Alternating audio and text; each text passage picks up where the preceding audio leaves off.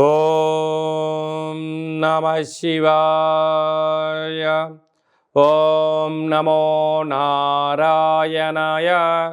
ఓం శ్రీ నరదృష్టి నివారణ కాళభైరవాయ నమో నమః. ఓం దాశరథాయ విద్మహే సీతావల్లభాయ ధీమహి తన్నో శ్రీరామచంద్ర ప్రచోదయాతు.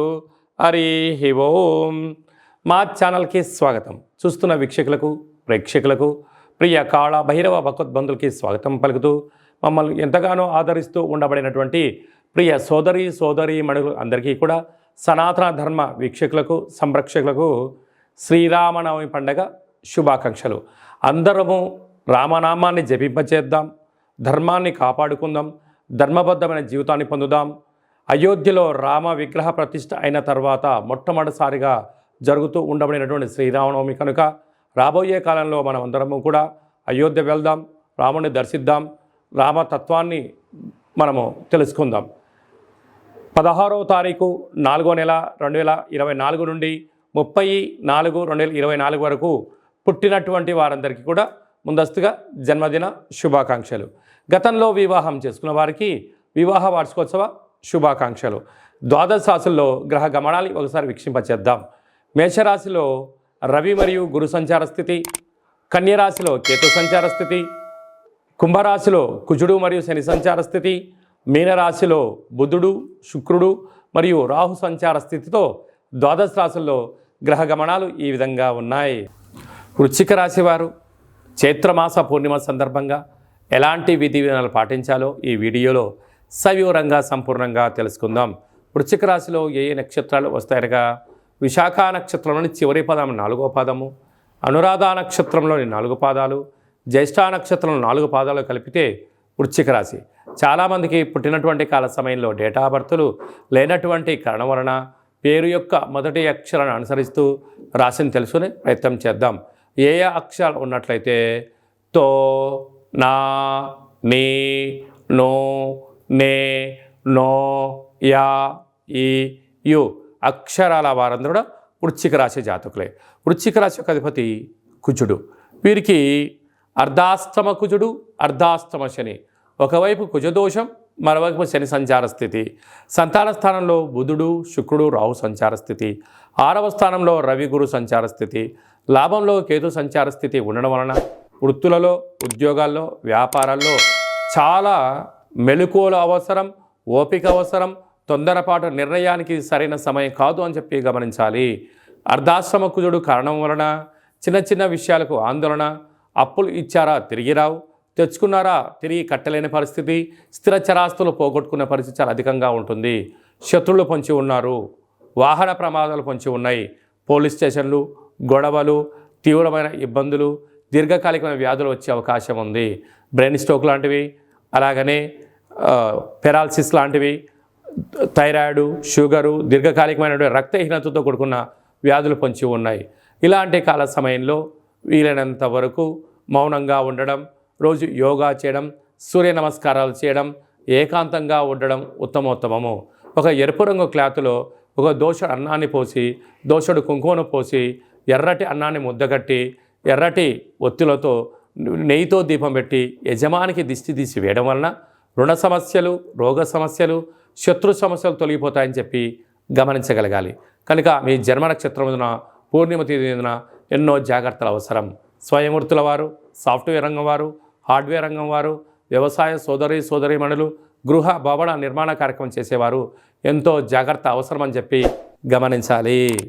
ఏప్రిల్ నెలలో ద్వితీయార్థంలో ముఖ్యమైనటువంటి పండుగల గురించి క్లుప్తంగా తెలుసుకుందాం. 16వ తారీఖున చైత్రమాస శుద్ధ అష్టమి మంగళవారము, పుష్యమి నక్షత్ర సందర్భంగా మనమందరము కూడా కాళభైరవ స్వామిని స్మరిద్దాం, కాలాన్ని అనుకూలంగా తెచ్చుకుందాం. గృహంలో వాస్తు, నరదృష్టి, యంత్ర, మంత్ర, తంత్ర, పరతంత్ర, తాంత్రిక దోషాలను తొలగించుకుందాం. కుష్మాండ దీపాన్ని వెలిగించుకుందాం. విద్యాకర్షణ, వ్యాపారాకర్షణ, జ్ఞానాకర్షణ తెలుసుకుందాం. అలాగనే కాళభైరవ స్వామి యొక్క స్మరణ చేయడం వలన అష్ట కష్టాలు తొలగిపోయి అష్టైశ్వర్యాన్ని కలుగుతుందని గమనించాలి. మీకు ఇంట్లో చేసుకోవడానికి కుదరకపోతే ఈ కింద మనం సంప్రదించినట్లయితే మన యొక్క దేవాలయంలో కాళభైరవ స్వామి యొక్క పూజా కార్యక్రమాలని మీకు ప్రత్యక్ష ప్రసారంగా కూడా చూపించడం జరుగుతుంది. కనుక మీరు పూజా కార్యక్రమంలో పాల్గొనాలి అన్నట్లయితే మీ యొక్క గోత్రనామాల్ని వాట్సాప్ చేయగలరు. అలాగనే మనకు 17వ తారీఖున శ్రీరామనవమి కనుక మనమందరము కూడా శ్రీరామస్వామి వారి యొక్క కళ్యాణంలో పాల్గొందాం. అక్షంతల్ని తలంబ్రాలని మనం తలపైన వేసుకుందాం.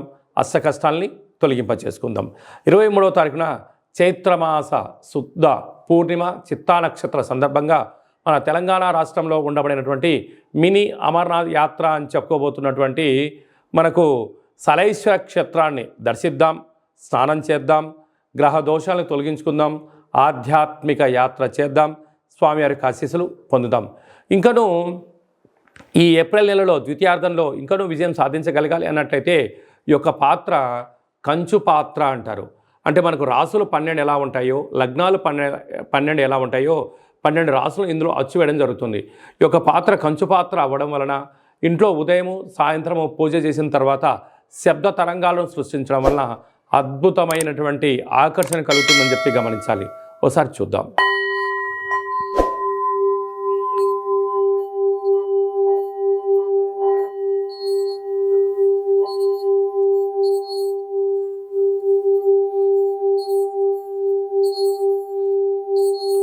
ఈ యొక్క శబ్ద తరంగాల ద్వారా మనిషి శరీరంలో ఉండబడినటువంటి 7 చక్రాలు వికసింపజేయడం, బయట ఉండబడిన లక్ష్మీదేవి ఇంట్లోకి రావడం, ఇంట్లో ఉండబడిన దరిద్ర దేవత బయటికి వెళ్ళడం కూడా జరుగుతుంటుంది.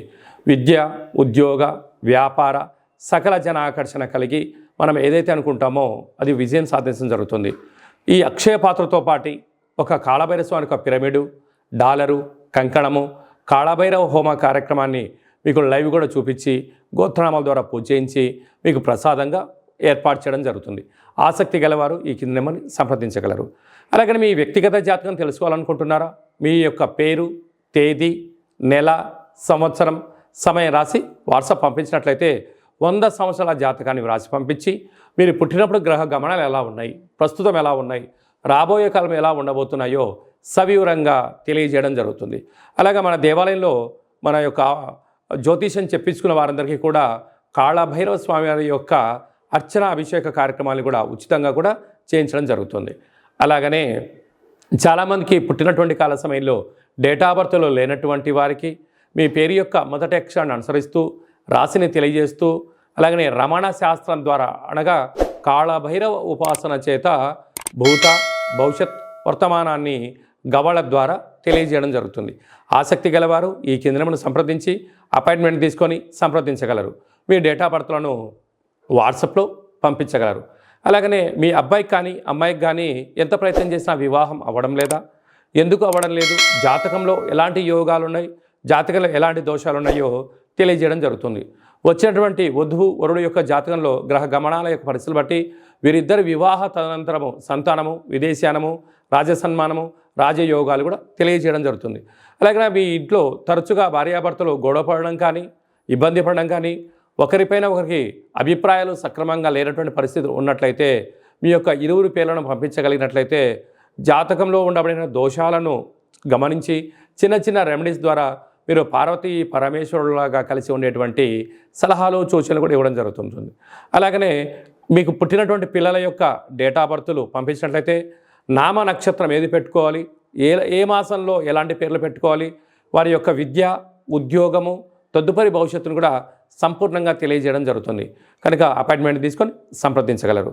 అందరికీ శుభం, జయం, లాభం కలగాలని కోరుకుంటూ ఆశీర్వచనం.